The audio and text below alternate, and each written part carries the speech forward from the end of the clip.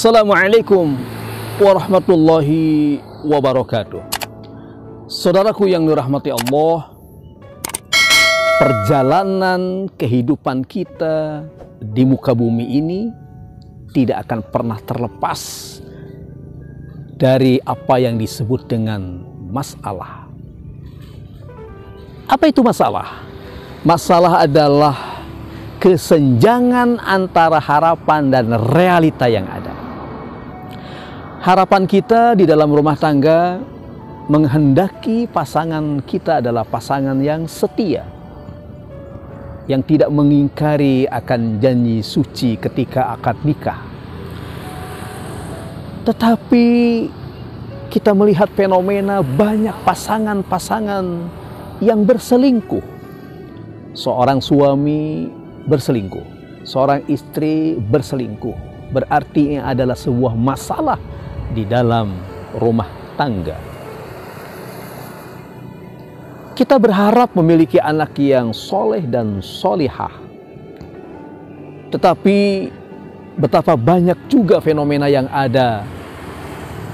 Banyak anak-anak yang membangkang, melawan apa yang diperintahkan oleh kedua orang tuanya di dalam menjalankan kebaikan.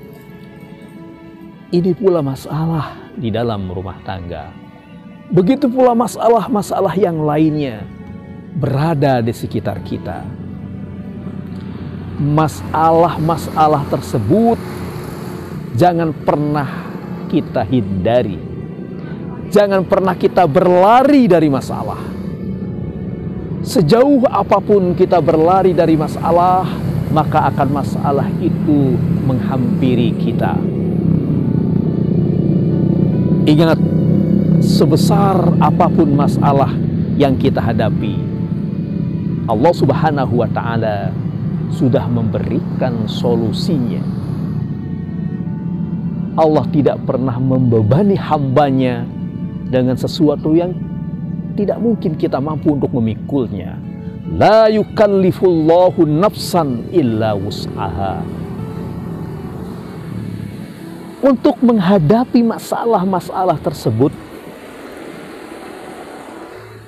kita harus menggunakan hati yang tenang, hati yang tentram.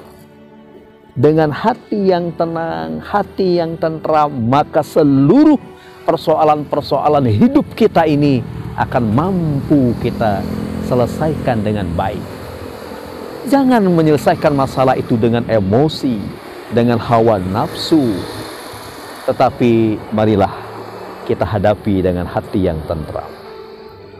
Lalu bagaimana kita memiliki hati yang tentram tersebut? Tiada lain adalah dengan cara kita berzikir kepada Allah Subhanahu wa Ta'ala, mengingat kepada Allah Subhanahu wa Ta'ala yang menciptakan kita selaku makhluknya. Dengan kita mengingat Allah, maka timbullah ketenangan di dalam diri kita. Dengan ketenangan itu kita mampu menyelesaikan persoalan-persoalan. Sebagaimana firman Allah di dalam Al-Quran surat Ar-Ra'd ayat 28. Allazina amanu wa tatma'innu qulubuhum bizikrillah, ala bizikrillahi tatma'innul qulub. Yaitu orang-orang yang beriman dan orang-orang yang di dalam hatinya itu ada ketentraman dengan berzikir. Ingatlah, dengan berzikir kepada Allah hati itu menjadi tentram. Lalu mengapa hati yang tentram ini kita mampu menyelesaikan itu semua? Karena Allah Subhanahu wa Ta'ala akan senantiasa mengingat kepada kita, memberikan rahmatnya kepada kita kalau kita senantiasa mengingat kepada Allah Subhanahu wa Ta'ala. Sebagaimana firman Allah di dalam Al-Quran surat Al-Baqarah ayat 152. Fadhkuruni azkurkum washkuruli wala takfurun. Fadhkuruni, maka ingatlah kepadaku, kata Allah. Azkurkum, niscaya aku akan mengingatmu. Ketika Allah mengingat kepada kita, Allah turunkan rahmatnya dan pahala yang besar untuk kita semua. Washkuruli, dan bersyukurlah kepadaku, kata Allah. Wala takfurun, janganlah engkau ingkar akan karunia-Nya Allah Subhanahu wa taala. Saudaraku, marilah kita perbanyak zikir ini. Semakin banyak kita berzikir, semakin ada ketenangan di dalam diri kita. Lalu dalam kondisi apa kita mengingat kepada Allah? Dalam kondisi apapun. Ketika kita duduk, ketika kita berdiri, ketika kita berbaring, dalam kondisi apapun, marilah kita mengingat kepada Allah Subhanahu wa taala. Sebagaimana firman Allah di dalam Al-Qur'an surah Ali Imran ayat 191. Alladzina yadhkurunallaha qiyaman wa qu'udan wa 'ala junubihim wa yatafakkaruna fi khalqis samawati wal ard rabbana ma khalaqta hadza batila subhanaka faqina adzabannar. Yaitu orang-orang yang berzikir kepada Allah dalam keadaan dia berdiri, dalam keadaan dia duduk, dalam keadaan dia berbaring, dan mereka yang berfikir akan penciptaan langit dan bumi. Rabbana ma khalaqta hadza batila subhanaka faqina adzabannar. Wahai Tuhan kami, tidak adalah yang Engkau ciptakan, semuanya ini adalah sia-sia. Subhanaka faqina adzabannar. Maha suci Engkau ya Allah, maka lindungilah kami ya Allah dari siksa api neraka. Oleh karena itu, marilah kita perbanyak berzikir kepada Allah Subhanahu wa taala dalam kondisi apapun. Ketika kita diberikan nikmat senang, kita ingat tetap kepada Allah. Ketika kita diberi ujian susah dalam hidup ini, kita ingat kepada Allah Subhanahu wa taala. Lalu bagaimana caranya kita mengingat Allah Subhanahu wa taala tersebut? Ada 3 cara yang bisa kita lakukan. Yang pertama adalah bil lisan, dengan kita berzikir kepada Allah, membasahi lisan kita mengingat asma-asma Allah, menyebut asma-asma Allah, kalimah-kalimah thayyibah. Apa yang kita baca? Ada 9 yang bisa kita baca ketika kita berzikir. Yang pertama adalah perbanyaklah membaca tasbih. Subhanallah, subhanallah, subhanallah. Yang kedua, perbanyaklah membaca tahmid. Alhamdulillah, alhamdulillah, alhamdulillah. Yang ketiga, perbanyaklah kita dengan membaca takbir. Allahu akbar, Allahu akbar, Allahu akbar. Yang keempat, perbanyaklah kita membaca tahlil.